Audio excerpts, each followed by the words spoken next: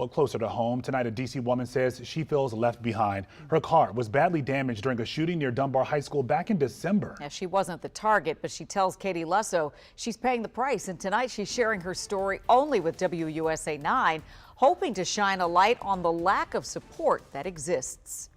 A few days ago, I got a call from Miss Keys. I had first met her a few months ago. There had been a shooting here outside her home along Morgan Street. Well, her car, it had been parked right here when she says it was hit by multiple bullets. I had nothing to do with it. No fault of mine, none.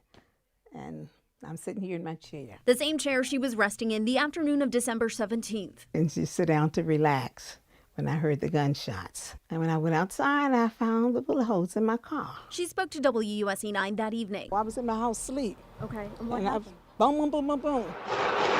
The sound of the gunfire captured on a nearby surveillance camera. A teenage girl was hurt, a teenage boy later arrested. She says police referred her to Victims Against Crime. He said, well, ma'am, we can't help you. There's nothing we can do for you. Her insurance company agreed to fix her car, but it's still not fixed. She's now been paying for a rental car since December. I paid over $3,000 a rental car fee. She reached out to an attorney who questioned why she even needed a car. Then she says, well, why don't you ride a bus? Because I have never rode a bus.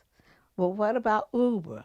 And I said, you ride Uber, and I just hung the telephone. So she reached out to us for help. I'm sitting here in my chair, my car gets shot up, and here it is December, and here it is April, and I still don't have an automobile. She's not left with no option. Alan Siegel is a personal injury attorney in the district. The person who caused the damage is ultimately responsible. He says she can take that person to a small claims court and ask for what's called a judgment. She can monitor his life as he goes forward, and when he gets a job, she could garnish his wages. As for Miss Keys, all I want to do is throw up my hands and say, I'll be so glad when it's all over. It's been rough. She's just trying to get through and hopes by sharing her story, it'll shed light on the lack of services that exist for those in her situation. I know I'm not the only victim out here whose car has been shot up. I do think the city can do more. I do.